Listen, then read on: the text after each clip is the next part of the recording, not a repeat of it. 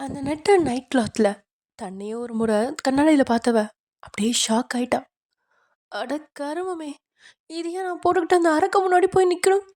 சான்ஸே இல்லை, நான்லாம் வெளியே போக மாட்டேன் அப்படின்னு சொன்னவன் அப்படியே போய் பாத்டப்பில் உட்காந்துக்கிட்டா. எங்க ஜேகே கொஞ்ச நேரத்தில் கதவை தட்ட மோனா என்ன பண்ணுறதுன்னு தெரியாமல் முழிச்சிட்டு இருக்கா. லக்டீஸ் இன்னைக்கு நம்ம ஜேகேடைய ரெஃபர்னா மைகாஜி புருஷன் பார்ட் 3 தான் பார்க்க போகிறோம். ஸோ அதுக்கு முன்னாடி நீங்கள் நம்ம சேனல் சப்ஸ்கிரைப் பண்ணால் சப்ஸ்கிரைப் பண்ணிக்கோங்கடா. கூட வந்து பெல் ஐக்கனும் கிளிக் பண்ணிக்கோங்க அண்ட் உங்கள் ஃப்ரெண்ட்ஸ் அண்ட் ஃபேமிலிஸ்க்கு ஷேர் பண்ணுங்கள். Headsets master match your self. Okay, வாங்க நம்ம வீடியோக்குள்ளே போகலாம்.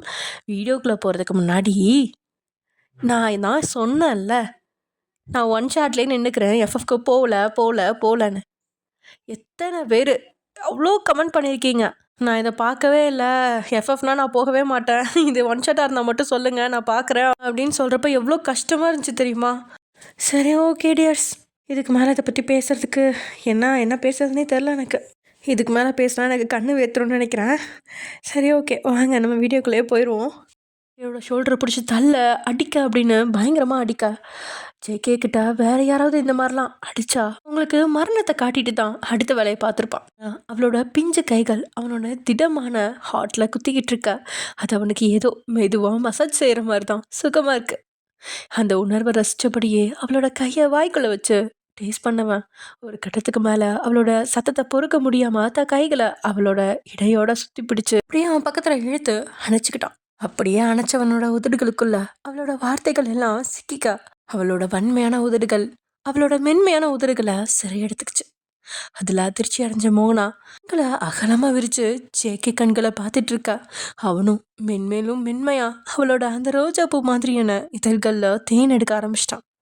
எப்பயும் முரட்டுத்தனத்திலேயே வாழ்ந்தவனுக்கு ஏனோ இன்னைக்கு அவளோட அந்த மென்மை அவனையும் மென்மையா மாத்திருக்கா. அவளோட விழிகளை பார்த்தபடியே அவளுக்குள்ள புதைஞ்சிட்டு இருக்கான். முதல்ல நடந்தது என்ன அப்படின்னு புரியாம அதிர்ந்து போயிருந்த மோனா அவனோட செயலை தடுக்க கூட மறந்து அவன் கண்களையே பார்த்துட்டு நிற்கிறான். அப்புறம் நடக்கிறது என்ன அப்படிங்கிறது அவளோட மூளைக்கு புரிய உடனடியாக அவனை தனக்கிட்ட இருந்து விலக்க ட்ரை பண்ண சிங்கத்தோட பிடியில போன புள்ளிமானால அவ்வளோ சீக்கிரம் வெளியில வர முடியுமா என்ன?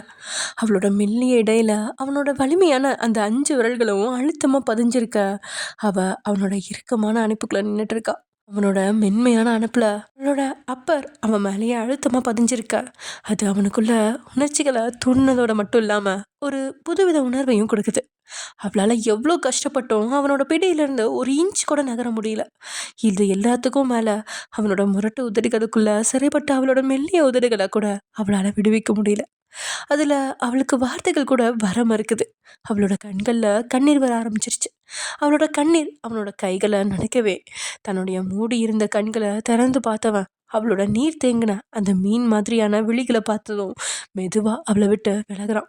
அதில் அவன் மறுபடியும் அவனை அடிக்க கையை ஓங்க அவளோட கைகள் ரெண்டையும் தான் ஒரு கைப்படிக்குள்ள கொண்டு வந்து தான் கூட அவளை இறுக்கி அணைச்சவன். என்ன நீ அடிக்கிற வேலை மட்டும் வச்சுக்காத, நான் உனக்கு நல்லது பண்ணதான் வந்தேன். அதில் அவனை மிரட்சியாக பார்க்க அவளோட ரோஜா முள் குத்துன அந்த பிஞ்சு விரலை பிடிச்சு பார்க்குறான். அதில் அப்பையும் லேசாக ரத்தம் வந்துட்டு தான் இருக்கு. இந்த செகண்டே அதை தன்னுடைய வாய்க்குள்ள வச்சு மறுபடியும் டேஸ்ட் பண்ண ஆரம்பிக்கிறான். அவளுக்கு ஏதோ செய்ய, என்னை விடுங்க சார், நீங்கள் யார், எதுக்காக இப்படி பண்ணுறீங்க, நான் என் சித்திக்கிட்ட போகணும் அப்படின்னு சொல்கிறான். மோனா ரொம்பவே துடுக்கான பொண்ணு தான், அதே நேரத்தில் பயந்த சுபாவம் உடையவனும் கூட. ஆனால் தனக்குன்னு ஒரு பிரச்சனை வரும்போது அதில் அழுது ஆர்ப்பாட்டம் செஞ்சு அந்த இடத்துலையே தங்கி நிற்காம அதுலேருந்து எப்படி முன்னோக்கி போகிறது அப்படிங்கிறத தெளிவாக முடிவெடுக்கிற பக்குவம் கொண்டவ. அவள் சின்ன வயசுலேருந்து இப்படி ஒருத்தங்கிட்ட மாட்டிக்கிறதுக்காக தானோ கடவுள் அவளுக்கு அப்படியான ஒரு வலிமையை கொடுத்துருக்காரு போல. அவனோட வாய்க்குள்ளே இருந்து தன்னுடைய விரலை வேகமாக வழி இழுத்தவ சி தள்ளுங்க அப்படின்னு சொன்னபடியே அங்கேருந்து 2 அடி எடுத்து வைக்க அவளோட பாவாடை தாவணி அங்கேருந்த ரோஜா செடிகளோட முள்கல்ல சிக்கிக்குது. அதில் அவள் அப்படியே நிற்க ஏக்கே அதை விளக்கி விடுறதுக்காக அவளோட தாவணி மேலே கையை வைக்க அவன் கை மேலே இவ கையை வச்சவ இழுக்காதீங்க, அப்படி இழுத்தா அப்படின்னு அவள் பேச ஆரம்பிக்கும் போதே என்ன உன்னோட தாவணி கிழிஞ்சிருமா? அவனை நேருக்கு நேராக பார்த்தவ தாவணி கிழிஞ்சா புதுசு வாங்கிட்டு போயிடலாம், ஆனால் அதுவே அந்த பூ உடஞ்சா அது செத்து போயிடும், மறுபடியும் அதை அந்த மரத்து மேலே கொண்டு போய் வைக்க முடியாதுல்ல. அந்த பூக்கு இருக்கிறதே ஒரு நாளோ ஒரு வாரமோ தான் மொத்த ஆயுள். அதை நம்மளோட தேவைக்காக சாகடிக்கக்கூடாது. அதனால தான் பத்திரமா அந்த பூக்கிட்ட இருந்து என் தாவணியை எடுத்துக்கிறேன். ஏனோ அவளோட அந்த பேச்சை ஜேகே மனசுக்கு ரொம்பவே பிடிச்சிருக்கு. ஏன்னா அவன் வெளியில் 1000 பேரை போட்டு தள்ளுற அளவுக்கு மூர்க்கத்தனமாக இருந்தாலும் இந்த ரோஜா செடிகளை பொறுத்த வரைக்கும் அவன் மென்மையிலும் மென்மை. அந்த ரோஜா செடிகள்ல காஞ்சு போய் கீழே விழுகிற இலைகளையும் பூக்களையும் கூட செடிக்கும் அந்த காஞ்ச பூவுக்கும் வலிக்காம மெதுவாக தான் வெட்டி எடுப்பான். அந்த பூக்கள் கிட்ட போய் அவன் ஒரு கொடூர அடக்கன் அப்படின்னு சொன்னா அந்த பூக்களை கோவத்துல தங்களோட முட்களால் சொன்னவங்களை காயப்படுத்திடும். அந்த அளவுக்கு அவன் பூக்கள் கிட்ட மென்மையானவன். ஏனோ அவனுக்கு அந்த பூக்களை பார்க்கும்போது தான் அவனுக்குள்ளேயும் ஒரு மென்மையான பக்கம் இருக்கு அப்படிங்கிறது அவனுக்கே தெரியும்.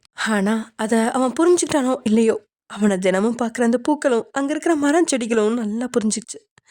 ஆனால் அவனை பொறுத்த வரைக்கும் அவன் ஆசையாக வளர்த்த அந்த பூச்செடிகளா இல்லை மோனாவா அப்படின்னு கேட்டால் அவன் மோனாவை தான் கை காட்டுவான். அதனால தான் அவளோட தாவணி அந்த ரோஜா செடிகளில் சிக்கிக்க ஆசையாக வளர்த்த ரோஜா செடிகளை காயப்படுத்தினாலும் அவளோட தாவணியை பக்குவமாக எடுக்க நினச்சான். ஆனால் அவளோ அவன் நினைக்கிறதுக்கு எதிர்மாறா அந்த ரோஜா செடிகளுக்கு பாவம் பார்த்து மெதுவாக தன்னுடைய தாவணியை அந்த முட்கள்ல இருந்து பிரித்து எடுத்துக்கிட்டான். சில நொடிகளுக்கு முன்னாடி தன்னை கோபமாக பார்த்து தான் மேலே குத்தி தாங்கிட்ட இருந்து விலக முற்பட்டவளா இவ அப்படின்னு அவன் ஒரு நொடி யோசிக்க ஆரம்பிக்கிறான். ஜேகே அவளை கட்டாயமாக தொட்டபோது அவனை விளக்குனவ அவன் அந்த பூச்செடிகளுக்கு மேலே இருந்த தாவணியை எடுக்க போகும்போது ஜேகேவோட கைகள் மேலே அவள் கையை வச்சு தடுத்திருந்தா. ஏனோ அவனுக்குள்ள அவளோட அந்த குழந்தைத்தனத்தையும் இறக்க குணத்தையும் பார்த்தபோது அவனை அறியாமல் அவனோட மனசு அவ கூட சேர்ந்து குழந்தையா மாறிடுச்சு போல. ஏன்னா அந்த தாவணியை எடுக்க கஷ்டப்படுறா அப்படின்னு தெரிஞ்சுட்டு அவள் பக்கத்தில் போய் உட்காந்தவன், நீ விடு, நான் எடுத்துக்கிறேன். நீ இப்படி பண்ணிட்டு இருந்தா அவனோட கையில் மறுபடியும் அந்த முள்ளு குத்திடும். அதில் அவள் தன்னுடைய கைகளை விளக்க அவன் அந்த முட்கள் மேலே இருந்த அந்த தாவணியை கொஞ்சம் கொஞ்சமாக விளக்கி எடுத்துட்டு இருக்கான். அப்போது அதுலேருந்து முள் ஒன்று அவனோட கையில் குத்திட வேகமாக அவனோட கையை பிடிச்சவ, ஐயோ முள்ளு குத்திடுச்சா, பார்த்து பண்ண மாட்டீங்களா அப்படின்னு மென்மையான குரலில் வருத்தத்தோட கேட்குறா. அப்படியே அங்கே தான் உதடு காலில் ஊதுனவ தன்னோட தாவணியிலேருந்து ஒரு சின்ன துண்டை பிரித்து அவன் கையில் கட்டியும் விடுறான். அப்புறம் அவனை பார்த்தவ இதுக்கு கொஞ்ச நேரத்துக்கு முன்னாடி நடந்தது எல்லாத்தையும் மறந்துட்டா போல. இந்த ரோஜா பூக்கள் எல்லாமே உங்களோடதா? நீங்கள் தான் இதெல்லாம் இவ்வளோ அழகாக பெயிண்டிங் பண்ணுறீங்களா என்ன? எனக்கு இது ரொம்ப பிடிச்சிருக்கு. அவளோட அந்த மலரை பேச்சில் தன்னையே மறந்து அவளை ரசிச்சிட்டு இருந்தவன், ஆமாம் உனக்கு பிடிச்சிருக்கா, அப்போ நீ தினமும் இந்த ரோஜா செடி கூட விளையாடலாம். அதில் அவளோட முகம் குழந்தையா மலர, நிச்சயமாவா? அப்படின்னா தினமும் வந்து இந்த ரோஜா செடி கூட விளையாடலாமா, அந்த ஊஞ்சல்ல ஆடலாமா? அதில் அவன் ஆமாம் அப்படிங்கிற மாதிரி தலையசைக்க உடனே தன்னுடைய முகத்தை சோர்வை வச்சுக்கிட்டு, ஆனால் முடியாதே, என்னை டெய்லியும்லாம் சித்தி கூட்டிகிட்டு வர மாட்டாங்க, இன்னைக்கு ஏதோ கூட்டிகிட்டு வந்தாங்க. சரி பரவாயில்ல, நான் எப்போவாச்சும் முடிஞ்சா வந்து ரோஜா பூக்கள் கூட பேசிக்கிறேன். அதை கேட்ட ஜேகே, அவ்வளோலாம் கஷ்டப்பட தேவையில்ல, நீ தினமுமே இந்த ரோஜா செடி கூட பேசலாம். அவள் அவனை பார்த்து, எப்படி? ஏன்னா நீ இனிமே இங்கே தான் இருக்க போகிற, அதனால நீ எப்போ வேணாலும் இந்த ரோசஸ் கூட பேசலாம், இந்த ஊஞ்சல் ஆடலாம், இந்த கார்டன் ஃபுல்லாக சுற்றிக்கலாம். அதில் அவள் அதிர்ந்து போய், என்ன நான் இங்கே தான் இருக்க போகிறேனா? அதெல்லாம் முடியாது, நான் சித்தி கூட போகணும் அப்படின்னு சொன்னவ அவன் பதிலுக்கு கூட காத்திருக்காம அங்கேருந்து சிட்டா பறந்துட்டான். போகிற அவளையே பார்த்து லைட்டாக சிரிச்சவன், இன்ட்ரெஸ்டிங் அப்படின்னு சொல்கிறான். அப்படியே வீட்டுக்குள்ளே போனவ அங்கே தன்னுடைய சித்தி கையில் பெட்டியோட அங்கே இருக்கிற ஒருத்தர்கிட்ட பேசிகிட்டு இருக்கிறத பார்க்குறா. அங்கே லட்சுமியை பார்த்த மோனா, சித்தி ஃபங்க்ஷன்னு சொன்னீங்க, இங்கே யாரையுமே காணல, ஏன் ஃபங்க்ஷன் இங்கே நடக்கலையா? அது லட்சுமி தயக்கமாக நிமிர்ந்து பிரகாஷை பார்க்க அவனும் அவங்கள கோவமாக பார்த்து முறைச்சுவேன். மோகனா கிட்ட, இல்லைம்மா இங்கே எந்த ஃபங்க்ஷனும் நடக்க போகிறதில்ல. அதில் அவள் குழப்பமா பிரகாஷை பார்த்து, அப்படின்னா நாங்கள் எதுக்கு இங்கே வந்திருக்கோம் அப்படின்னு கேட்க, உண்மையிலேயே உன்னோட சித்தி ஃபங்க்ஷனுக்காகலாம் கூட்டிகிட்டு வரல, அவங்க உன்னை இங்கே அப்படின்னு அவன் பேச ஆரம்பிக்க, இல்லை மோனா அப்படின்னு பிரகாஷ் பேசுறத இடையில எதிர்த்த லக்ஷ்மி, உண்மையை சொல்லணும்னா நான் எதுக்கு உன்னை இங்கே கூட்டிகிட்டு வந்தேன்னா, இவங்க வீட்டில் கொஞ்ச நாளுக்கு சின்னதாக வேலை பார்க்குறதுக்கு யாராவது வேணும்னு கேட்டாங்க, அதுதான் உன்னை கூட்டிகிட்டு வந்தேன் அப்படின்னு சொல்கிறாங்க. அதில் அவள் குழப்பமா லக்ஷ்மியை பார்த்து, ஏன் சித்தி வேலைக்கு என்ன கூட்டிகிட்டு வந்தீங்க, வேற ஆட்கள்லாம் கிடைக்கலையா? நான் தான் காலேஜ் போகணும் படிக்கணும்னு உங்களுக்கு தெரியும்ல. இல்லை மோனா, அவங்களுக்கு கிராமத்து சமையல் தான் ரொம்ப பிடிக்குமா, அதனால தான் கேட்டாங்க. எனக்கு கிராமத்து சமையல் எதுவும் தெரியாது, ஏன் உன்னோட திவ்யாவுக்கு கூட தெரியாதுல்ல, ஆனால் நீ கிராமத்தில் பிறந்து வளர்ந்ததால உனக்கு கிராமத்து சமையல்லாம் அத்துப்படி, அதனால தான் நான் உன்னை கூட்டிகிட்டு வந்தேன். ஏன் சித்தி எனக்கு இங்கே வர்றதுக்கு முன்னாடியே சொல்லலை அப்படின்னு மோகனா கொஞ்சம் கோவமான குரலை கேட்க, இதுலேயே கொஞ்சம் ஆட்டம் கண்டு லக்ஷ்மி, நான் உன் கூட கொஞ்சம் தனியாக பேசணும், என் கூட வா அப்படின்னு சொல்லி அவளை தான் கூட வெளியே இழுத்துட்டு போயிட்டா. மோகனா நான் சொல்கிறத நல்லா கேளு அப்படின்னு அவள் காதில் ஏதோ சொல்கிறாங்க. அதை கேட்டு அதந்தவ, என்ன சித்தி சொல்கிறீங்க, நிஜமாவா? இதை வீட்டில் வச்சு என்கிட்ட சொல்லியிருக்கலாம்ல, இதுதான் பிரச்சனைன்னு சொல்லியிருந்தா நான் கண்டிப்பாக இதுக்கு மறுப்பு சொல்லியிருக்க மாட்டேங்கிறது உங்களுக்கு நல்லாவே தெரியும்ல. அவளோட அந்த வார்த்தையில் ஏதோ ஒன்று சாதித்த மாதிரி திருப்தியில் அவளை பார்த்தவங்க, இப்போ நீ புரிஞ்சுக்கிட்டல, அதுவே போதும். நீ எங்கே நான் சொல்கிறத புரிஞ்சுக்காம முரண்டு பிடிப்பியோன்னு தான் பயந்துட்டு இருந்தேன். ஆனால் உனக்கு சூழ்நிலை புரிஞ்சதால ரொம்ப சந்தோஷம்மா. அதை கேட்ட மோகனா, என்ன சித்தி, அதெல்லாம் ஒரு பிரச்சனையே இல்லை. நீங்கள் கொஞ்ச நாள் இரு, இதுதான் பிரச்சனைன்னு சொன்னால் நான் இருக்க போகிறேன். இதில் என்ன இருக்குது? நீங்கள் எதை பற்றியும் கவலைப்படாதீங்க. நான் அவங்க சொல்கிற வேலை எல்லாத்தையுமே செஞ்சுட்டு இருக்கேன். அவங்களுக்கு பிடிச்ச மாதிரி நடந்துப்பேன். என்னால் அவங்களுக்கு எந்த ஒரு பிரச்சனையும் வராது. சரி மோகனா, அப்படின்னா நான் இப்போ கிளம்பவா அப்படின்னு கேட்க, உடனே அவங்கள கொஞ்சம் பயத்தோட பார்த்த மோகனா, இங்கே யாருமே பொண்ணுங்க இல்லையா? அங்கே இருக்கிற சாருக்கு அம்மா அக்கா இப்படி யாருமே இருக்க மாட்டாங்களா?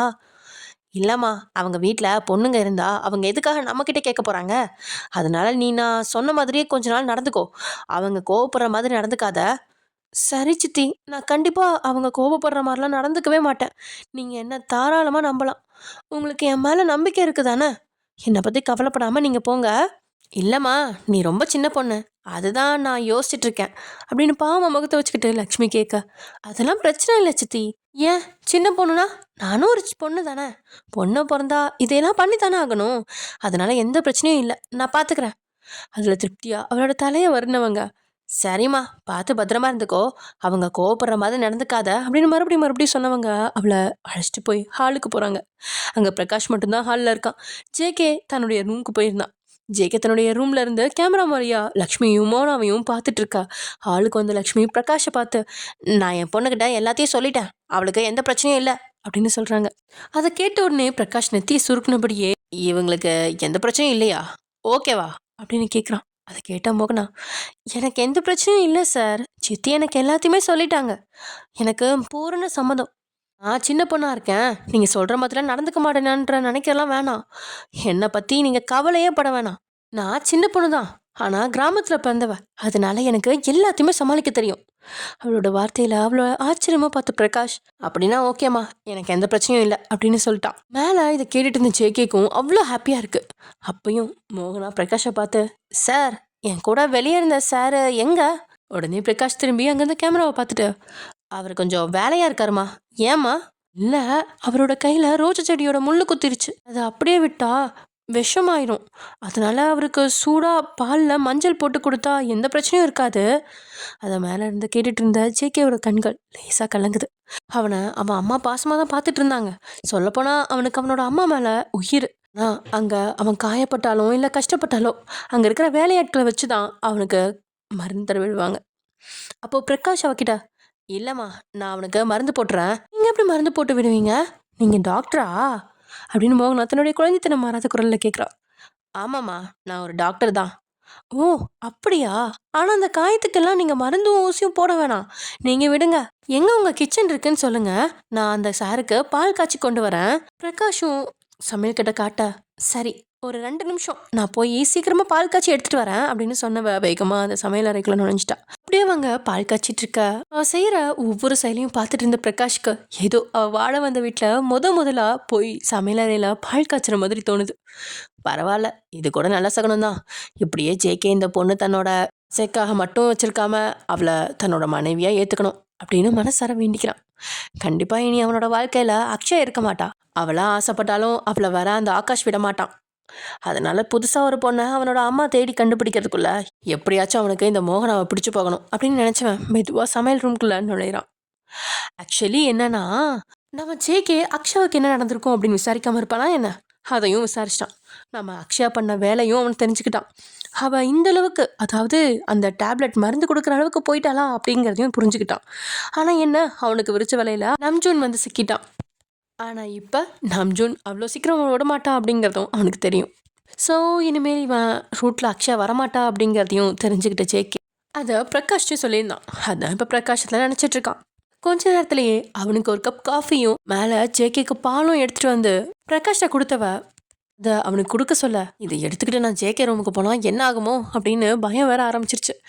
கொஞ்சம் இருமா அப்படின்னவன் அந்த சமையல் ரூமுக்குள்ள இருந்த இன்டர்காமை எடுத்து ஜேகே ரூமுக்கு கூப்பிட, பிரகாஷ் பேசுறதுக்கு முன்னாடியே ஜேகே, நீ அவளை பாலை கொடுத்து மேலே அனுப்பு அப்படின்னு சொல்லிட்டான். இதில் பிரகாஷுக்குள்ள ஒரு சின்ன அதிர்வு ஏற்பட்டாலும், சரி பரவாயில்ல, பொண்ணுக்கு தான் என்ன வேலைக்காக வந்திருக்கேன் அப்படின்னு தெரிஞ்சிருச்சுல, இது எல்லாத்துக்கும் மேலே அவளுக்கும் இதில் சம்மதம் தானே, அதனால எந்த பிரச்சனையும் இல்லை அப்படின்னு மனசுக்குள்ள நினச்சவன், சரி மச்சி அப்படின்னு சொல்லிட்டு காலை கட் பண்ணிட்டான்.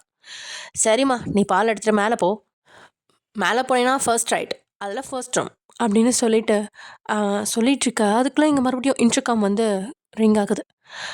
அவன் எடுத்து, என்ன மச்சி, என்னோட மோனா மேலே வர்றதுக்குள்ள அவளோட அம்மா இங்கேருந்து அனுப்பிடு.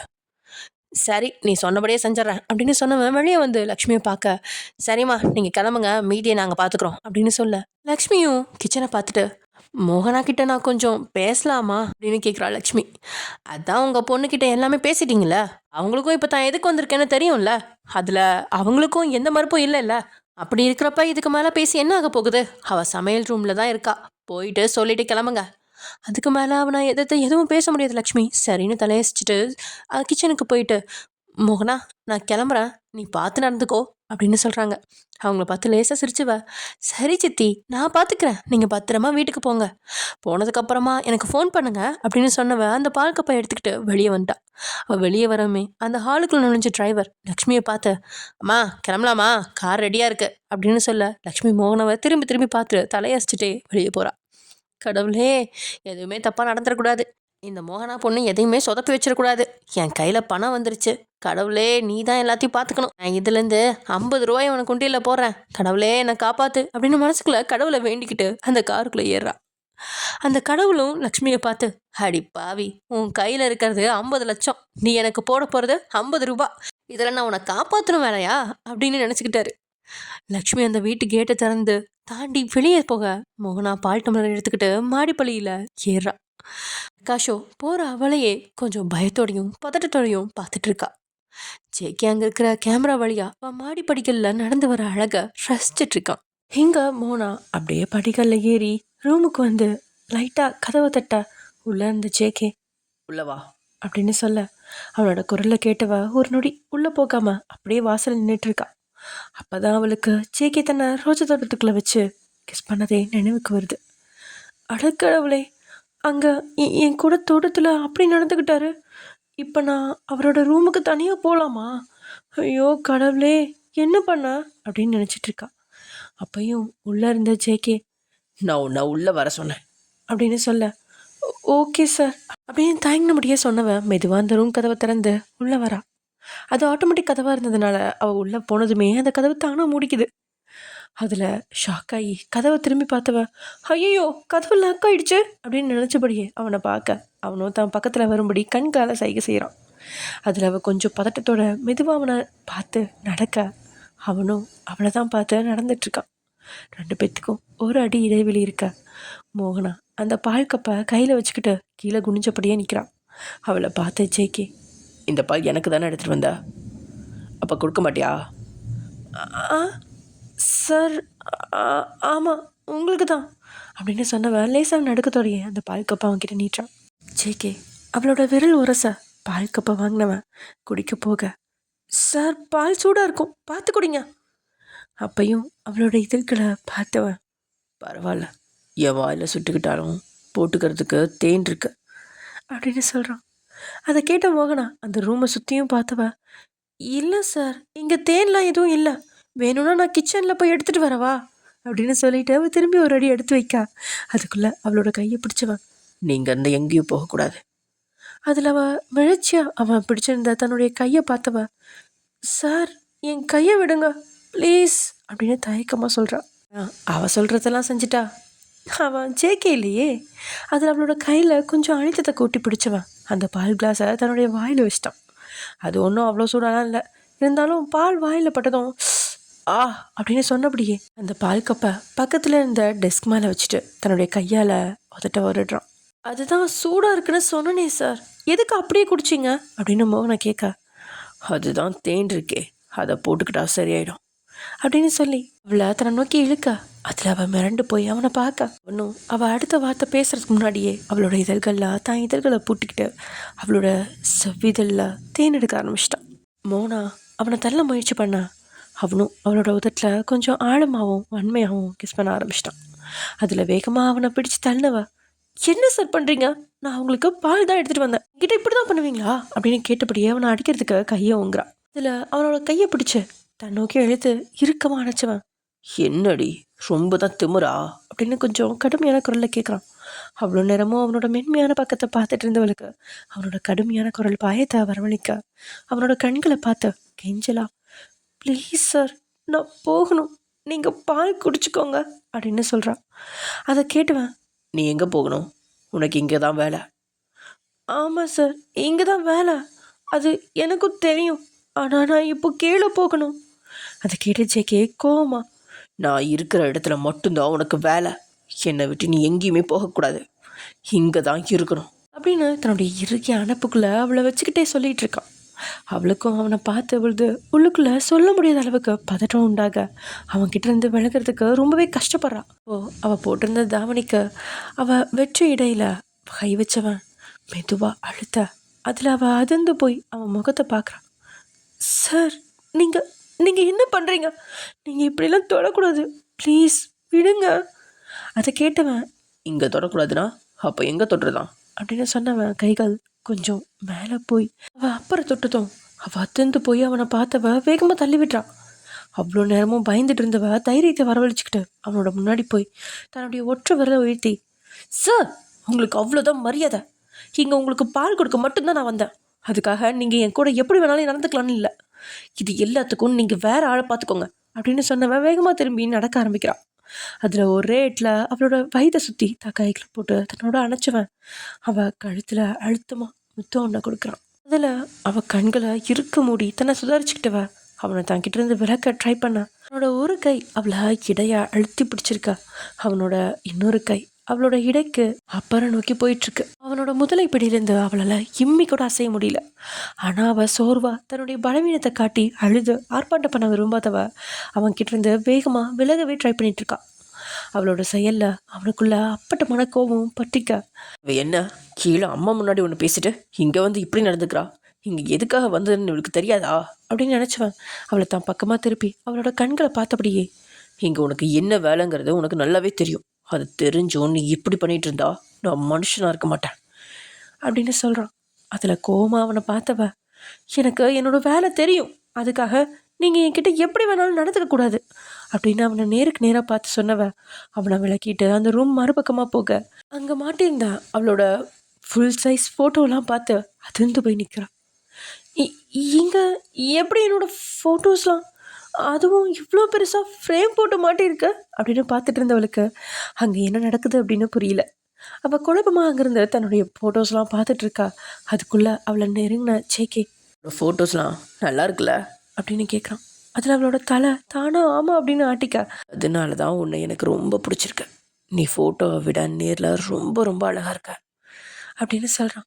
உடனே அவன் பக்கம் திரும்பினவ, எதுக்காக என்னோட ஃபோட்டோவை உங்கள் ரூமில் ஃப்ரேம் பண்ணி மாட்டி வச்சுருக்கீங்க? உங்களுக்கு யார் அந்த பர்மிஷன் கொடுத்தது? அது சரி, முதல்ல என்னுடைய இந்த ஃபோட்டோஸ் எல்லாத்தையும் உங்களுக்கு யார் கொடுத்தாங்க? உனக்கு தெரியாதா? இது உன்னோட ஃபோட்டோஸ் தானே, எப்படி என்கிட்ட வந்திருக்குன்னு நீ நினைக்கிற? அவள் குழப்பமாக அவனை பார்க்குறா. என்ன அப்படி பார்க்குற? உன்னோட ஃபோட்டோஸ் உன் சித்தி தான் கொடுத்தாங்க. சித்தி கொடுத்தாங்களா? எதுக்கு? இப்படியே நீ கேள்வி கேட்டுகிட்டே தான் இருக்க போறியா? இல்லை, எதுக்காக உன்னோட ஃபோட்டோவை உன் சித்தி எனக்கு கொடுத்தாங்கங்கிறத நான் உனக்கு சொல்லட்டுமா? ஆமாம், எனக்கு இப்போ தெரிஞ்சாகணும். என் ஃபோட்டோ எப்படி உங்ககிட்ட வந்துச்சு? எதுக்காக சித்தி என் ஃபோட்டோஸை உங்ககிட்ட கொடுத்தாங்க? அப்படி கேளு, நான் பதில் சொல்கிறேன் அப்படின்னு சொன்னவன் அவளோட தாவணியாக ஒரே இழுவில் இழுத்திருந்தான். அதில் ப்ளவுஸ் அண்ட் இன்ஸ்கரோட நிற்க அவளோட கைகள் வேகமாக அவளை மறைச்சிக்குது. அப்போது அவளுக்கு பக்கத்தில் போனவன் அவளோட கையை விளக்கிக்கிட்ட, உன் சித்தி எதுக்காக ஃபோட்டோஸ் அனுப்புனாங்கன்னு கேட்டில, அதுக்கு பதில் சொல்கிறேன் அப்படின்னு சொன்னவன் அவளை அப்படியே தூக்கி அங்கேருந்து சோஃபாவில் படுக்க வைக்கிறான். அவ்வளோ அவன்கிட்ட இருந்து அவளை மறைக்கிறதுக்கே ட்ரை பண்ணிகிட்டு இருக்கா. அவளோட கைகளை தான் ஒரு கைக்குள்ளே கொண்டு வந்தவன் அவளோட தலைக்கு மேலே தூக்கி அழுத்தி பிடிச்சபடியே அவளை ஒரு முறை பார்வையால் அளவெடுக்கிறான். அவனோட பார்வையில் பட்டுமா ஹாட்னஸ் சரியா அவனை கோபமாக பார்த்தபடி, உருக்கி மாதிரி பிஹேவ் பண்ணாத, நீ படித்தவன் தானே, இப்படி தான் ஒரு பொண்ணுக்கிட்ட நடந்துப்பியா அப்படின்னு கேட்டபடியே தன்னுடைய கால்களால் அவனை எட்டி உதச்சிட்டா. அவன் செஞ்சதில் கோவமான ஜேகே, என்னடி ரொம்ப தான் துமுறா, ஏதோ பாவம் எனக்கு பிடிச்ச பொண்ணுன்னு சொல்லி உனக்கு இடம் கொடுத்தா நீ ரொம்ப தான் ஆட்டம் காட்டுற. இந்த ஜேகேக்கு ஏதாவது வேணும்னா அது வேணும் தான், எனக்கு நீ வேணும், அதனால் எதுவும் பேசாமல் எனக்கு கோஆப்ரேட் பண்ணுற வழியை பாரு அப்படின்னு சொல்ல அவ்வளோ நேரமும் அவனுக்கு மரியாதை கொடுத்து பேசிகிட்டு இருந்த மோனா வேகமாக அந்த சோஃபாவில் இருந்து எழுந்து அவனை பார்த்து, இப்படி தான் நீ ஒரு சின்ன பொண்ணுக்கிட்ட நடந்துப்பியா அப்படின்னு கேட்குறான். அதில் அவளை பார்த்து ஏளனமாக சிரிச்சவன், நீயா சின்ன பொண்ணு? உனக்கு எப்போவோ 18 வயசு முடிஞ்சிருச்சு, நீ இப்போ மேஜர், அதனால் நான் சொல்கிறத நீ கேட்டுக்கலாம். நானும் சின்ன பொண்ணுக்கிட்ட தப்பாக நடந்துக்கிற ஆள் கிடையாது. உனக்கு 18 வயசு முடிஞ்சிருச்சுங்கிறது எனக்கும் தெரியும். உங்கள் கிராமத்துலலாம் 16 வயசுலேயே பொண்ணுங்களுக்கு கல்யாணம் பண்ணி கொடுக்குறாங்கல்ல, அதெல்லாம் உனக்கு தெரியாதா என்ன அப்படின்னு கேட்டுட்ருக்கான். அதில் அவன் முகத்துக்கு நேராக வந்து தன் கைகளில் சொடுக்கு போட்டவ, ஹலோ மிஸ்டர், அடுத்தவங்க பற்றி எனக்கு தேவையில்லை. ஆனால் நான் சின்ன பொண்ணு தான். நான் அச்சீவ் பண்ண நிறைய விஷயம் இருக்குது. உனக்கெல்லாம் எசைஞ்சு கொடுக்க வேண்டிய தேவை எனக்கு இல்லை. அதில் கோவமாச்சேக்கே, உனக்கு இல்லாமல் இருக்கலாம், ஆனால் எனக்கு உன்னோட தேவை இருக்கு. இப்போ உனக்கு வேற ஆப்ஷனே கிடையாது. நீ என்ன சந்தோஷப்படுத்தி தான் ஆகணும். அவ்வளோ அவன் பேசுகிறத அலட்சியம் பண்ணிட்டு வேகமாக அந்த சோஃபாலேருந்து தன்னுடைய தாவணி எடுக்க போக, அதுக்குள்ளே அதை எடுத்து தன்னுடைய கழுத்தில் மாலை மோதிரி போட்டவன், என்ன தாவணி வேணுமா? அதை நான் கண்டிப்பாக உனக்கு கொடுக்கவே மாட்டேன். இப்படி பார்க்குறப்ப கூட நீ நல்லா தான் இருக்க அப்படின்னு அவளை உச்சந்தலையிலேருந்து உள்ளங்கால் வரைக்கும் பார்த்து அப்படியே சொல்கிறான். அதில் அவள் தனிச்சியாக ஒரு அடி பின்னாடி போக அவளை இழுத்து தான் அணைப்புக்குள்ளே நிறுத்தினவன், நீ இந்த ரூமை விட்டு எங்கேயுமே போக முடியாது. ஒரு வேளை இந்த ரூம்ல இருந்து கூட நீ வெளியே போக கொஞ்சமாச்சும் ட்ரை பண்ணலாம். ஆனால் இதை விட இன்னொரு ரூம் இருக்கு. அங்கே நான் உன்னை கூட்டிகிட்டு போனால் உன்னால் அங்கேருந்து வெளியே வரவே முடியாது. நான் நினச்சா மட்டும்தான் உன்னால் அங்கேருந்து வெளியே வர முடியும் அப்படின்னு சொன்னவன். அதுக்கப்புறம் அப்படியே அவளுக்கு நெருக்கமாக போனவன் தன்னுடைய 2 விரல்களால் அவளோட உதடுகளை பிடிச்சு மிரட்சியான அவளோட கண்களை ரசிச்சபடியே, நீ ஒன்றுக்கும் பயப்படாதா. இந்த ரூமில் வச்சு உன்னை நான் எதுவுமே பண்ண மாட்டேன். இந்த ரூமில் ஜஸ்ட் ஹக்கு கேஸு மட்டும்தான். அதுக்கு மேலே மற்றது எல்லாமே வேற இடத்துல. அதனால நீ இந்த ரூமில் ரிலாக்ஸாக இருக்கலாம் அப்படின்னு சொல்கிறான். அந்த ரூமில் ஏசி அவ்வளோ குளிராக இருந்தாலும் அவளுக்கு பதட்டத்தில் வியர்த்து கொட்டிகிட்டு இருக்கு. அதில் அவளோட கழுத்தில் ஆரம்பித்த அந்த வியர்வை துளி மெதுவாக கீழே இறங்கி போக அதை பார்த்துட்டு இருந்தவன் தொண்டைக்குழி ஏறி இறங்குது.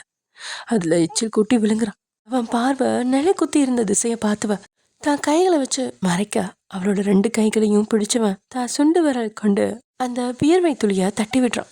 அவளை பார்த்தவன், அந்த வியர்வை துளி கூட எனக்கு சொந்தமான இடத்துக்கு போகக்கூடாது, அதனால தான் தட்டி விட்டான். உன் மேலே எந்த இடத்துலனாலும் என் கை மட்டும்தான் படணும். நீ எனக்கு சொந்தமானவ. நீ எனக்கு மட்டும்தான்.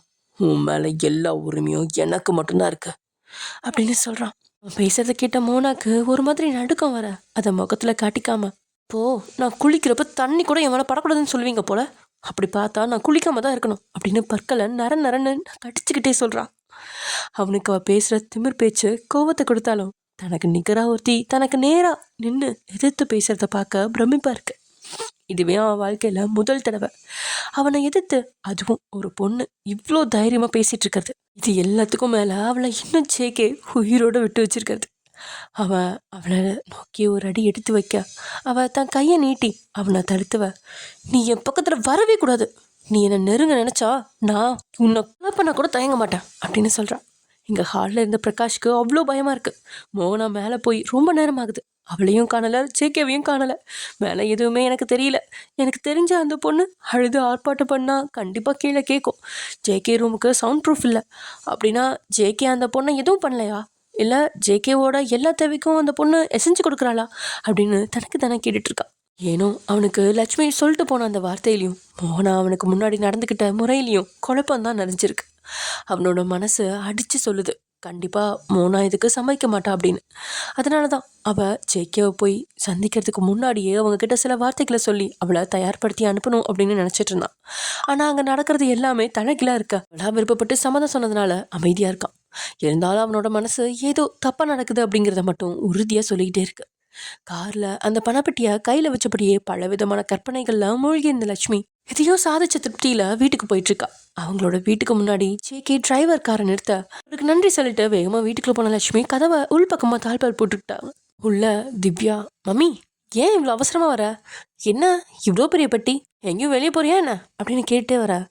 அடி பைத்தியக்காரி, இதுக்குள்ளே இருக்கிறது எதுவுமே ட்ரெஸ் இல்லை, நீ ஏன் ஓப்பன் பண்ணி பாரு அப்படின்னு சொல்ல அந்த பெட்டியை எடுத்து தான் கட்டிலில் வச்சு திவ்யா அதை ஓப்பன் பண்ணி பார்க்க அவள் கண்கள் அதிர்ச்சியில் அப்படியே விரியுது. அவள் வாயை பிளந்து அதை பார்த்துட்டு இருக்கா.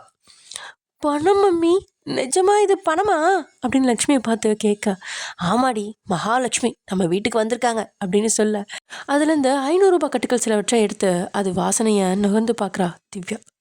அதை முகர்ந்தபடியே, மம்மி இந்த நோட்டோட வாசனையில் அப்படி ஒரு போதை இருக்கு மம்மி, அதனால தான் எல்லாரும் பணத்து மேலே இவ்வளோ போதையாக இருக்காங்க போல இருக்கு அப்படின்னு சொன்னபடியே இந்த கட்டுக்களை கண்களை மூடி வாசனையை நுகர்ந்தபடி இருக்கா. அப்புறம் ஏதோ நினைவு வந்தவளா, அப்படின்னா மம்மி மோனா அப்படின்னு கேட்க, ஆமாம் அந்த தரித்திரத்தை அனுப்பி இந்த மகாலட்சுமியை வீட்டுக்கு கூட்டிகிட்டு வந்துட்டேன். அதை கேட்டு குழப்பம் அடைஞ்சு திவ்யா, என்ன மம்மி சொல்கிற? அப்படின்னா மோனாக்கு இதில் சம்மதமா? அவள் உன் மேலே கோவப்படலையா? அதெல்லாம் நான் அவள் கோவப்படாத மாதிரி கதை சொல்லி வச்சுருக்கேன். நீ அவளை பற்றி கவலைப்படாத. நீயாவது அவளை பற்றி கவலைப்படுறதாவது அப்படின்னு கேட்டபடியே இந்த பணக்கட்டுக்களை பார்த்துட்டு இருக்கா. அதே சமயம் இங்கே ரூமில் மோனா ஜெக்கே கிட்ட வாக்குவாதம் செஞ்சுட்ருக்கா. அவளை அப்படியே இழுத்து பெட்டில் தள்ளினவ ஜெக்கே, உன்னை இந்த ரூமில் வச்சு எதுவுமே பண்ண போகிறது கிடையாது. அந்த ஐடியாவும் எனக்கு இல்லை. அதனால சீக்கிரமாக போய் குளிச்சுட்டு வா. அதுக்கு அவளும், நான் இதுக்கு போய் குளிக்கணும்?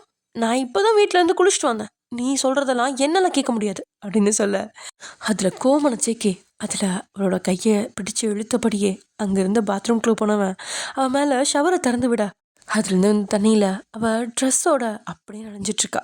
தண்ணியோட சேர்த்து அதை அப்படியே ஒட்டிக்க அது அவனுக்குள்ள மேலும் ஏதோ பண்ணுது. தண்ணியே பார்த்துட்டு இருக்கிறவனை பார்த்த மோனா, இப்போ எதுக்கு நான் அப்படி பார்த்துட்டு இருக்கீங்க?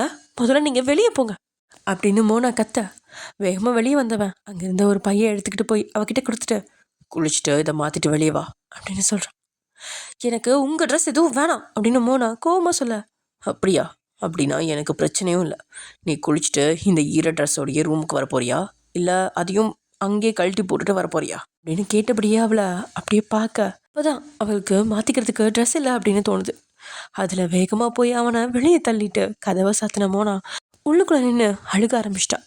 ஜேகே வேகமாக தன்னுடைய ரூம்லேருந்து வெளியே வந்து பிரகாஷை பார்த்து, டே பிரகாஷ் அப்படின்னு சத்தமாக கூப்பிட்றான். சோஃபாவில் உட்காந்து எதையும் யோசிச்சுட்டு இருந்த பிரகாஷ்க்கு அப்படியே ஷாக் ஆயிடுச்சு. எதுக்கு இவன் எப்படி கத்துறான் அப்படின்னு. என்னடா நடக்குது அப்படின்னு கேட்க, பிரகாஷோ அவனை தலையிலேருந்து கால் வரைக்கும் ஸ்கேன் செய்கிறான். அவனுக்கு ஏதாவது ரேஷஸ் இது வந்துருச்சா அப்படின்னு. எனக்கெல்லாம் ஒன்றும் இல்லை, நீ என்னை அப்படி பார்க்காத. அதை கேட்ட பிரகாஷ் வேகமாக ஜேகே பக்கத்தில் வந்தவன், மச்சி நிஜமாவா? உனக்கு அலர்ஜிலாம் இல்லையா? நீ அப்பனா அந்த பொண்ணு கூட? இல்லை, நான் அவளை கிஸ் பண்ணி தான் பார்த்தேன். ஆனால் எனக்கு அலர்ஜி எதுவும் வரல. வாவ், நீ சொன்னது மாதிரியே அந்த பொண்ணு மேலே உனக்கு அலர்ஜி எதுவுமே இல்லைடா. ரொம்ப சந்தோஷமா இருக்குடா. ஆனால் எனக்கு சந்தோஷம் இல்லையே. அவள் எதுக்கு ஏன் கிட்ட முரண்டு பிடிக்கிறா அப்படின்னு கேட்குறான். என்னடா சொல்கிற? அவள் முரண்டு பிடிக்கிறாளா? எனக்கு புரியல. அவள் என்ன யாரோ ஒரு ஸ்ட்ரேஞ்சர் மாதிரியும் கெட்டவன் மாதிரியும் பார்க்குறாடா. இல்லைடா, அப்படிலாம் எனக்கு சான்ஸ் இல்லை. அந்த பொண்ணு அவள் சித்தி கூட பேசினதை நீ கேட்டுதானே? இது எல்லாத்துக்கும் மேலே நானும் அவகிட்ட கேட்டேன். அவள் தான் ஓகேன்னு சொன்னாலே, அப்புறம் எப்படி? இதுதான் எனக்கும் புரியல. சரி, நீ கவலைப்படாத மச்சான். இப்போ அவள் என்ன பண்ணா? ஒன்றும் இல்லை, பாத்ரூமில் தள்ளி குளிக்க வச்சுட்டு வந்திருக்கேன், அவ்வளோதான். வேற எதுவும் நடக்கல. அவளை கிஸ் பண்ணதுக்கே அவள் என்னை எட்டு உதச்சிட்டா. என்னடா, அவள் உன்னை எட்டி உதச்சிட்டாளா? அப்போ அவளை நீ சும்மா விட்டியா என்ன? இது நம்புற மாதிரி இல்லையே. என்ன பண்ணுறது, அவள் என்னோட மோனா. அவளை என்னால் காயப்படுத்த முடியல. சரிடா, நான் உனக்கு முக்கியமான ஒரு விஷயம் சொல்லணும். அந்த பொண்ணு சித்திக்கிட்ட எதுக்காக அப்படி சொன்னான்னு தெரியல. என்ன இருந்தாலும் அவள் ரொம்ப சின்ன பொண்ணு. நீ பார்த்து பத்திரமா நடந்துக்கோ. அதெல்லாம் நான் பார்த்துக்கிறேன். முதல்ல நீ இங்கேருந்து கிளம்பு. டேய், என்னடா இப்படி சொல்லிட்ட? நான் எதுக்கு கிளம்பணும்? இதுக்கு நான் கண்டிப்பாக பதில் சொல்லணுமா? இல்லை, உன்னை அப்படியே என் ஆட்கள் கிட்ட சொல்லி அந்த செங்கல் சூளையில் போடணுமா? ஏண்டா எதுக்கு எடுத்தாலும் அந்த செங்கல் சூளையே வச்சு என்னை மிரட்டிக்கிட்டு இருக்க? நான் என்னடா பாவம் பண்ணேன்? ஒரு நண்பன்னு சொல்லி உனக்கு அட்வைஸ் பண்ணுறது ஒரு தப்பா? உன் அட்வைஸ் எல்லாத்தையும் கொண்டுட்டு போய் குப்பையில் போடு. முதல்ல நீ இங்கேருந்து கிளம்பு அப்படின்னு சொன்னவன் அவனோட முதுகுலையே கையை வச்சு தள்ளினபடி வெளியில் போய் அவனை தள்ளி விட்டு கதவை தாழ் போட்டான். டேய், இது அசிங்கம்டா, அவமானம்டா. இனிமே உன் வீட்டுக்கு வந்தேன்னா பாரு, இப்படி கழுத்தை பிடிச்சி தள்ளாரு கூட என்னை வெளியே தள்ளுறீல அப்படின்னு வெளியிலேருந்து புலம்பிட்டு இருக்கான். அப்போ லேசாக கதவை திறந்த ஜேகே, டே மச்சி, நான் கழுத்தை பிடிச்சி தள்ளாத குறையெல்லாம் இல்லை. நான் உன்னோட கழுத்தை பிடிச்சி தான் வெளியே தள்ளேன். அதை நீ பார்க்கலையா? இங்கேருந்து கேட்டுக்கு வெளியே வரைக்கும் உன் கழுத்தை பிடிச்சி தள்ளி விடவான்னு அப்படின்னு கேட்குறான். ஆளை விடுறா சாமி, நானே போய்க்கிறேன். உன்கிட்ட ஃப்ரெண்ட்ஷிப் வச்சுக்கிட்டதுக்கு இதுவும் வேணும் இன்னமும் வேணும் அப்படின்னு சொன்னவன் வேகமாக தன்னோட காரை நோக்கி போகிறான். இங்கே மோனாவுக்கு அடுத்து என்ன செய்யறது அப்படின்னு குழப்பமாக இருக்குது. அப்படியே அந்த ஷவரு கீழே முட்டி போட்டு உட்காந்து அழ ஆரம்பிச்சிட்டா. ஜேகே முன்னாடி தன்னுடைய பலவீனத்தை காட்ட விரும்பாதவ இப்போ தனிமையில வாய் விட்டு கதறி அழுதுட்டு இருக்கா. எப்படி இப்படி நடந்துட்டு இருக்காரு? இவர்கிட்ட இருந்து நான் எப்படி தப்பிச்சு போக முடியும்? சித்தி வேற அவங்கள அனுசரித்து நடக்க சொல்லியிருக்காங்க. இது எல்லாத்துக்கும் மேலே அவங்கள எதிர்த்து பேச வேணான்னு வேற சொல்லியிருக்காங்க. ஆனால் அவர் இப்படி என்கிட்ட நடந்தா நான் என்ன பண்ணுறது? கண்டிப்பாக நான் அவரை எதிர்த்து கேள்வி கேட்டு தான் ஆகணும் அப்படின்னு பேசிகிட்டு இருந்தவ அப்புறம் ஷவர் ஆஃப் பண்ணிவிட்டு அந்த பையை திறந்து பார்க்குறா. அதுக்குள்ளே சின்ன துண்டு ஒன்று இருக்குது. அதை எடுத்து ட்ரை பண்ணிக்கிட்டவ அதுக்கப்புறம் தான் அவன் அவளுக்கு போடுறதுக்காக எடுத்துகிட்டு வந்த ட்ரெஸ் எடுத்து பார்க்குறா. அடுத்த நொடி அவள் கண்கள் அகல விரியுது. இது இது ஏன் நான் போடணும் அப்படின்னு சொன்னபடியே அதுலேருந்து ஆடை எடுத்து சுற்றி பார்த்துட்டு இருக்கா. இது என்ன இவ்வளோ கேவலமான ட்ரெஸ்ஸாக இருக்குது, இதை போடலாம் முடியாது, எங்கள் வீட்டில் இருக்கிற கொசுவலை கூட இதை விட நல்லாயிருக்கும் அப்படின்னு நினச்சிக்கிறா. இதெல்லாம் சரிப்பட்டு வராது, இந்த ட்ரெஸ்லாம் என்னால் போட முடியாது, சி அப்படின்னு நினச்சவ அந்த துண்டை கட்டிக்கிட்டு வெளியில் போகலாம் அப்படின்னு பார்த்தா அந்த துண்டும் ரொம்ப சின்னதாக இருக்குது. அட, இப்போ நான் என்ன பண்ணுறது? நான் போட்டிருந்த ட்ரெஸ்ஸு ஈரமாயிடுச்சு, இதை போட்டுக்கிட்டு எப்படி நான் வெளியே போகிறது? வெளியே அந்த ராட்சசன்னா நான் என்ன பண்ணுறது அப்படின்னு நினச்சிட்டு இருக்கா. கையில் எடுத்த ட்ரெஸ்ஸை பக்கத்தில் வச்சவ அந்த பைக்குள்ளே வேறு ஏதாவது இருக்கான்னு கையை விட்டு தலைவ. அதுக்குள்ளே அவள் போடுறதுக்கான இன்னர்ஸ் கூட இருக்குது. அதை கையில் எடுத்து பார்த்தவளுக்கு உடம்பெல்லாம் நடுங்க ஆரம்பிச்சிருச்சு. இது இது அது இல்லை அப்படின்னு வாய் விட்டு சொன்ன அவளோட நினைவுகள் காலேஜில் ஃப்ரெண்ட்ஸோட பேசின நிகழ்வுக்கு போகுது. ஆமாம், காலேஜில் படிச்சுட்ருக்கப்போ ஒரு நாள் அவளோட ஃப்ரெண்டு ஆன்லைனில் ஏதோ ஆர்டர் பண்ணிகிட்டு இருக்கா. என்ன அப்படின்னு மற்றவங்களாம் கேட்கா. அது நான் என் பாய் ஃப்ரெண்ட் கூட அவுட்டிங் போகிறேன்னா ஏற்காடு போகிறேன், அதனால தான் நைட் அங்கே போட்டுக்கிறதுக்கு ட்ரெஸ்லாம் ஆர்டர் பண்ணுறேன் அப்படின்னு சொல்லிட்டு அவள் இன்னர்ஸ்லாம் ஆர்டர் பண்ண. இதெல்லாம் பார்த்த மோனா தான், ஏய் என்னடி பண்ணுற, அங்கே ஸ்டே பண்ண போறியா? ஏன் மோனா, நீ எந்த காலத்தில் இருக்க? இப்போ அதெல்லாம் சகஜம். இதுக்கு மேலே அவன் லிவிங் டுகெதர் வாழ்க்கையில் வேற இருக்கான், நீ இப்போ தான் கல்யாணம் பற்றி பேசிகிட்டு இருக்கியா அப்படின்னு கேட்க. என்ன இருந்தாலும் இது ரொம்ப தப்பு. அடி போடி, மனுஷன் வாழ்க்கையில் என்ஜாய் பண்ணணும், அதுக்கு இதுதான் வயசு அப்படின்னு சொன்னவ தான் ஆர்டர் பண்ண அந்த நைட் ட்ரெஸ்ஸை அவங்ககிட்ட கட்டிகிட்ருக்கா. அதில் இன்னர் அப்படிங்கிற பேரில் ஒரு 2 சின்ன துண்டு தான் இருக்குது. அதை பார்த்த மோனா, இது என்ன இவ்வளோ மோசமாக இருக்குது? அதுவா, உனக்கு நான் விளக்கமாக சொல்கிறேன் வா அப்படின்னு சொன்னவ அவங்களுக்குள்ள கிசு கிசுன்னு ஏதோ சொல்ல ஆரம்பிக்கிறாங்க. அப்படியே அந்த டிசைனையும் காட்ட அதை பார்த்த மோனா கண்ணில் மூடினபடியே, சீ இது என்னடி கருமோ அப்படின்னு கேட்டுட்ருக்கா. அப்புறம் அந்த நைட் ட்ரெஸ் அதை போடுறதுக்கு நீ போடாமே இருக்கலாம் அப்படின்னு சொல்லிட்டு இருக்க. ஆமாடி, அதெல்லாம் அப்படிதான், அது நம்மளை மறைக்கிற மாதிரியும் இருக்கணும், ஆனால் உள்ள இருக்கிற எல்லாம் அப்படியே வெளியில் தெரிகிற மாதிரியும் இருக்கணும், அதில் தாண்டி ஒரு கிக் இருக்குது அப்படின்னு அவளோட ஃப்ரெண்டு சொல்ல. அட போங்கடி, நீங்களும் உங்கள் கிக்கும், இதை பார்க்கவே வயிற்ற கொமட்டிக்கிட்டு வருது. என் வாழ்க்கையில் நான் இப்படி ஒரு ட்ரெஸ்ஸை பார்த்ததே இல்லை, இன்றைக்கி தான் ஃபர்ஸ்ட் டைம் இந்த ஃபோட்டோவில் பார்க்குறேன். நீ எதையாவது ஒன்று போட்டுக்குமா தாயே, நான் கிளம்ப அப்படின்னு சொல்ல.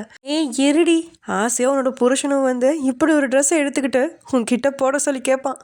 அப்போ நீ அவனுக்கு என்ன சொல்கிறேன்னு நாங்களும் பார்க்க தானே போகிறோம். எனக்கு அப்படி ஒரு புருஷன் வாங்கிக்கவே மாட்டான், எனக்கு பிடிச்சதை மட்டும்தான் நான் போட்டுக்குவேன் அப்படின்னு சொன்னவ அங்கேருந்து வேகமாக எழுந்து ஓடிட்டா. நினைவுகள் எல்லாத்தையும் நினச்சி பார்த்த மோனா, அட கருமம், இது அந்த ட்ரெஸ் இல்லை, அன்னைக்கு நான் அவளை அந்த ஓட்டினேன், இன்னைக்கு அதே ட்ரெஸ்ஸை நான் போட வேண்டியிருக்கு அப்படின்னு தலையிலேயே அடிச்சுட்டவ. என்னால் இந்த ட்ரெஸ்லாம் போடவே முடியாது அப்படின்னு சொல்லிட்டு இருக்கா. அவளோட மனசாட்சியோ, ஓ அப்போ இதுவும் எல்லாமே வெளியே போறியா, அது இன்னும் ரொம்ப நல்லா இருக்குமே அப்படின்னு சொல்லுது. அதே சமயம் இங்கே நம்ம ஜேகே, இப்போ என்னோட மோனா ரெடியாக இருப்பாளா அப்படின்னு நினச்சபடியே மாடிப்படிகள் ஏறி ரூமை நோக்கி வரான். இங்கே நம்ம மோனா வேற வழி இல்லை, இதைத்தான் போட்டாகணும் அப்படின்னு சொல்லி அதெல்லாம் போட்டுட்டு அந்த ட்ரெஸ்ஸையும் போட்ட அந்த நாடா மேலே ஒரு நாட் மட்டும் கட்டுற மாதிரி தான் இருக்குது, வேறு எதுவுமே இல்லை. அதை கஷ்டப்பட்டு கட்டினவ இந்த நாட்டை அவிழ்த்தா ஃபுல்லாக எல்லாம் கீழே விழுந்துடுமே அப்படின்னு நினச்சவளுக்கு உள்ளுக்குள்ளே லேசாக உதறல் எடுக்குது. சரி எதுவாக இருந்தாலும் பார்த்துக்கலாம் அப்படின்னு நினச்சவ குனிஞ்சு பார்க்க இந்த பாபிவால் ட்ரெஸ்ஸு அவள் முட்டிக்கு கொஞ்சம் மேலே தான் இருக்குது. இது எல்லாத்துக்கும் மேலே அந்த ரெட் கலர் ட்ரெஸ்ஸில் அந்த மில்க் கலர் மேகம் எடுத்து காட்டிகிட்டு இருக்கு. அங்கிருந்த கண்ணாடியில் தன்னை ஒரு நொடி பார்த்தவளுக்கு அவளோட இதே துடிப்பு நின்ற மாதிரி இருக்கு. அட கடவுளே, அந்த அரக்கம் வெளியில இருந்தா நான் என்ன பண்ணுறது, இப்படியே எப்படி போகிறது அப்படின்னு நினச்சிட்டு அந்த பாத்ரூம்லேயே அப்படியே உட்காந்துட்டான். அப்போது ரூமுக்கு வந்த ஜேகே இங்கே வெளியில் வராத மோனாவை பார்த்துட்டு அவளோட பாத்ரூம் கதவை தட்ட ஆரம்பிச்சிட்டான். அதில் எரிச்சல் அடைஞ்சவ என்ன அப்படின்னு கொஞ்சம் கோமாவே கேட்க, என்ன மேடம் இன்னும் எவ்வளோ நேரம் குளிக்க போகிறீங்க, இப்போ நீங்களா வெளியே வரீங்களா இல்லை நான் கதவை திறந்துட்டு உள்ளே வரட்டுமா? ஐயோ, இவன் எப்படிப்பட்ட ஆள்னே தெரியலையே, ஒரு வேளை உள்ளே வந்துடுவானோ அப்படின்னு நினச்சவளுக்கு வெளியில் போகவும் தைரியம் இருக்குல்ல. என்ன பண்ணுறது, வேறு வழி இல்லையே அப்படின்னு அந்த சின்ன துண்டை வச்சு போடுற அந்த ட்ரெஸ்ஸை மேலே போட்டுக்கிட்டு லேசாக கதவை திறந்து பார்க்குறான். அங்கே கைகளை கட்டினபடியே அந்த பாத்ரூமை தான் பார்த்துக்கிட்டே நிற்கிறான். வேகமாக அவன் அந்த கதவை மூடுறா. அவள் உள்ள தாழ்பால் போடுறதுக்கு முன்னாடியே அந்த கதவை கை வச்சு தள்ளினவன் வேகமாக அவளோட கையை பிடிச்சு வெளியே இழுக்கிறான். ஜேக்கி இழுத்த வேகத்தில் அவன் மேலேயே மோதி நிற்கிறா. மோனா அப்படியே அவளை தாங்கிட்டு இருந்து விளக்குனவன் அவளை கண்களாலேயே அளவெடுக்க ஆரம்பிச்சிட்டான். அப்போதான் குளிச்சுட்டு வந்தவளோட தலைமுடியிலேருந்து லேசாக சொட்டிக்கிட்டு இருந்த அந்த நீர் துளிகள் அவள் மேலே அங்கங்கே அப்படியே முத்து மாதிரி மின்னிட்டு இருக்கு. அவள் உள்ளே இருந்து அழுதுட்டு இருந்தாலும் அவளோட கண்களில் எந்த மாற்றமும் தெரியல. அவள் கழுத்தில் சின்னதாக ஒரு தங்க சங்கிலி மட்டும் போட்டிருக்கா. பயத்தோட பார்க்குற அவளோட கயல் மாதிரி படபடக்கிற விழிகள், அந்த விழிகளுக்கு மேலே அழகா திருத்தமா 3ஆம் பிறை மாதிரி செதுக்கி வைக்கப்பட்டிருந்த இமைகள், ஆழமான நீண்ட கூர்மையான மூக்கு, கோவை பழம் மாதிரி சிவந்திருக்கிற அவளோட மெல்லிய உதடுகள், இயற்கையாவே சிவந்திருந்த அவளோட உதடுகள்ல அவன் தேன் எடுக்கிறேன் அப்படின்ற பேர்ல முத்தம் கொடுத்துருக்க. அதுல இன்னமும் சிவந்து பார்க்கறதுக்கு நிஜமான கோவப்பழம் மாதிரியே இருக்கு. ஆப்பிள் பழத்தை ரெண்டா வெட்டி வச்ச மாதிரி லேசான சிவந்த பூசின கண்ணம், சங்கு கழுத்துன்னு இதைத்தான் சொல்லுவாங்களோ என்னவோ. ஒரு திமிரான கோபமான பார்வையை சுமக்கிற அந்த முகத்தை தாங்கி நிற்கிற அழகான கழுத்து, கொஞ்சம் கீழே வந்தா பிரம்மன் எந்த வஞ்சனையும் இல்லாம தன்னுடைய கைங்கரியத்தை செவ்வனை செஞ்சிருக்கிற அவளோட அழகுக்கும் அழகு சேர்க்கிற அந்த ஒரு பெண்மையோட மென்மை. இத்தனை காலம் அவன் அந்த சிவன் கையில தான் உடுக்கையை பார்த்துருக்கான். ஆனா இங்க அவளோட இடையோ அந்த உடுக்கைக்கு டஃப் கொடுக்குற அளவுக்கு அவ்வளோ நேர்த்தியா இருக்கு. அவளோட கால்களோ வாழைத்தண்டு மாதிரி அவ்வளோ நேர்த்தியா இருக்க. அவளோட தைஸ்லாம் பார்க்கறக்கு அவனுக்கு ஒரு மாதிரி தான் இருக்கு. அவனோட பார்வையை தாங்க முடியாதவ வேகமா மறுபக்கம் திரும்ப அது அவனுக்கு மேலும் விருந்தாகி போகுது. ஃப்ரண்ட்டை ரசிச்சவனுக்கு இப்போ பேக்கையும் அவ காமிக்க, அது பேக்லெஸ் அப்படின்றனால கழுத்துல மட்டும்தான் நாடா இருக்கு. அதை பார்த்தவனுக்கு மூச்சே முட்டுற மாதிரி இருக்கு. பாவம் அவ அவனோட பார்வையை தாங்க முடியாம தான் முன்னாடி திரும்பினான். ஆனா அவன் அதையும் இவ்வளோ தூரம் ரசிச்சிருப்பான் அப்படிங்கிறத அவன் நினைக்கல. இப்படியா அவளை அணு அணுவா தன் கண்களாலேயே பார்த்து ரசிச்சுட்டு இருந்தவன் மூக்கில் அவளோட வாசனை நுழைய அவனை அறியாமலே அவனுக்குள்ள மேல் மூச்சு கீழ் மூச்சு வாங்குது. ஆ, இவளை பெத்தாங்களா இல்லை அளவெடுத்து அச்சில் பார்த்து செஞ்சாங்களா அப்படின்னு அவனே ஒரு நொடி பிரமிச்சு தான் போகிறான். உண்மையை சொல்ல போனால் டீனேஜ் வயசு அப்படின்னாலும் ஒரு தனி அழகு இருக்கும். அவ்வளோ கைப்படாத ரோஜா. அவளுக்கு இப்போதான் 18 முடிஞ்சு 19 ஆரம்பிக்குது. இருந்தாலும் பிரம்மன் அவளுக்கு தேவையான அவ்வளோ அழகையும் அவளுக்கு மொத்தமாக வாரி வழங்கியிருக்கான். அவனோட அந்த பார்வை தன்னை தொலைக்கிறத உணர்ந்த மோனாவுக்கு அவன்கிட்ட திரும்பி சண்டை போடவும் முடியல. அவனோட பார்வையா தாங்கவும் முடியல. கண்களை இறுக்க மூடி தன் கைகளை அழுந்து பிடிச்சபடியே சவுத்தை பார்த்துட்டு இருக்கான். அப்போ அவன் மெதுவாக அவளை நெருங்கி அவனோட மூச்சு காத்து அவளோட பின்கழுத்தில் படுற அளவுக்கு வந்து நிற்கிறான். இந்த சூடான மூச்சு காத்து அவளோட கழுத்தில் படவும் மோனாக்கு அவளை அறியாத ஒரு அதிர்வு அவளுக்குள்ள உண்டாகுது. அதே சமயம் இங்க திவ்யாவும் லக்ஷ்மியும் சூட்கேஸை எடுத்து ரசிச்சு முடிச்சவங்க அப்படியே எடுத்து ஓரமா வச்சு, அடியே உங்க அப்பா கிட்ட என்னடி சொல்றது அப்படின்னு லக்ஷ்மி கேட்க, அம்மா டேடி வர்றதுக்கு முதல் நாள் ராத்திரி மாதிரி ஃபோன் பண்ணி டேடி கிட்ட ஒரு ட்ராமா போட்டுக்கலாம். மோனா வெளியே போனா மறுபடியும் வீட்டுக்கே வரல, எங்கே போனான்னு தெரியல அப்படின்னு நம்ம ஏதாச்சும் கதை சொல்லி அவரை நம்ப வச்சிடலாம். ஏனும் லக்ஷ்மிக்கு அந்த நிமிஷம் திவ்யா சொல்கிற ஐடியா சரியா தோணு. உடனடியாக அந்த தரகருக்கு ஃபோன் பண்ணுறான். ஒரே ரிங்லேயே அந்த ஃபோனை எடுத்து தரகர், சொல்லுங்க மேடம் அப்படின்னு கேட்க, இங்கே பாருங்க தரகரே, நான் உங்ககிட்ட ஒரு முக்கியமான விஷயம் பேசணும். அவருக்கு அந்த மோனா பொண்ணை பிடிச்சிருச்சு. எங்களுக்கு அவள் திரும்ப வேணாம். நாங்கள் என்றைக்குமே அவளை மறுபடியும் எங்ககிட்ட தர சொல்லி கேட்க மாட்டோம். அதனால் அவர்கிட்ட பேசி எங்களுக்கு ரொக்கமாக ஒரு அமௌண்ட்டை வாங்கி கொடுங்க. அதை கேட்டு தரகர், மேடம் என்ன சொல்கிறீங்க? என்னால் போய் அவங்கக்கிட்டலாம் இதெல்லாம் பேசிகிட்டு இருக்க முடியாது. அதெல்லாம் நான் பார்த்துக்கிறேன். நீங்கள் எனக்கு முதல்ல அவங்களோட ஃபோன் நம்பர் கொடுங்க. அதை கேட்டு தரகர், மேடம் அப்படியெல்லாம் ஃபோன் நம்பர்லாம் கொடுக்க முடியாது. நான் வேணால் அந்த சாருக்கு ஃபோன் போட்டு உங்களை கனெக்ட் பண்ணுறேன், நீங்கள் பேசிக்கோங்க. சரி நான் லைன்லேயே இருக்கேன், நீங்கள் அவங்களுக்கு ஃபோனை போடுங்க அப்படின்னு லக்ஷ்மி சொல்ல, அவனும் லக்ஷ்மிக்கு கான்ஃபரன்ஸ் போடுறான். ஃபோனை ஆன்சர் பண்ண பிரகாஷ், என்ன உனக்கு கமிஷன் பணமா? அது உனக்கு இன்றைக்கே கிடச்சிரும், அப்புறமா நான் சொல்கிற இடத்துல வந்து வாங்கிக்கோ. உடனே அந்த தரகர், அதெல்லாம் இல்லை சார், அந்த பொண்ணோட அம்மா அவங்கக்கிட்ட பேசணும்னு சொன்னாங்க, அதனால தான் ஃபோன் பண்ணேன். மோனாவோட அம்மாவா? என்கிட்ட பேசணுமா அப்படின்னு கொஞ்ச நேரம் சிந்திச்ச பிரகாஷ், சரி அவங்கள என் கூட பேச சொல்லு, ஆனால் என் நம்பர் அவங்கக்கிட்ட கொடுத்துறாத. நான் கொடுக்க மாட்டேன் சார், அவங்க லைனில் இருக்காங்க, நான் அவங்களுக்கு கனெக்ட் பண்ணுறேன் அப்படின்னு கனெக்ட் பண்ணிட்டான். லைன் கனெக்ட் ஆனதுமே கொஞ்சம் அதிகாரமான குரலில், சொல்லுங்கள் என்ன பிரச்சனை? லக்ஷ்மி அவங்கக்கிட்ட, மோகனா அவங்க வாழ்க்கையில் தேவையில்லை அப்படின்னும் அவளை நீங்களே கடைசி வரையில் வச்சுருக்கலாம் அப்படின்னும் அதுக்கு அவங்களுக்கு ஒரு பெரிய செட்டில்மெண்ட் பண்ண சொல்லிக்கிட்டு இருந்தார். அதை கேட்ட பிரகாஷ்க்கு, இவங்கெல்லாம் யாருடா? அந்த பொண்ணுக்கு சித்தின்னு சொல்கிறாங்க, ஆனால் அவளை வச்சு பணம் பண்ண தான் நினைக்கிறாங்க அப்படின்னு சிந்திச்சுவேன். இதை நான் பேசி தான் முடிவு பண்ணும், அதனால் எனக்கு டைம் கொடுங்க, நான் உங்களுக்கு நாளைக்கு சொல்கிறேன் அப்படின்னு சொன்னவன் காலை கட் பண்ணிட்டான். அப்போ அவனோட மனசோ, அவங்க சொல்கிறபடியே செய்கிறது நல்லது. ஜேகேக்கு அந்த பொண்ணு மேலே அலர்ஜி இல்லை. கண்டிப்பாக அந்த பொண்ணுக்கும் ஜேகேவை போக போக பிடிக்கும்.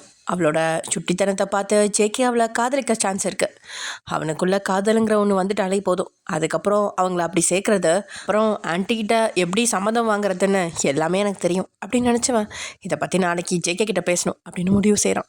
அதே சமயம் இங்கே ரூமில் ஜேகே மோனாவை நெருங்கி அவன் மூச்சு காத்த அவன் மேலே படுற அளவுக்கு போனவன் அவளை தான் பக்கமாக இழுத்து அணைச்சு அவளோட பின்கழுத்தில் அழுத்தமாக ஒரு முத்தம் கொடுக்குறான். அவனோட செயலில் அதிர்ந்து போய் கண்களை விழிச்சவ வேகமாக திரும்பி அவனோட கணத்தில் ஓங்கி அரைஞ்சிட்டான். ரைட்டு, இப்போ ஜேகேக்கு சுருன்னு கோவம் வரப்போகுது. அந்த கோவத்தை அவன் எப்படியும் மோனா மேலே தான் காட்ட போகிறான். அவன்கிட்ட இருந்து மோனா தப்பிப்பாளா இல்லை அவனோட வலையில மாட்டிப்பாளா? இதை நம்ம நாளைக்கு பார்க்கலாம். ஓகே டியர்ஸ், பாய். நம்ம நெக்ஸ்ட் வீடியோவில் பார்க்கலாம்.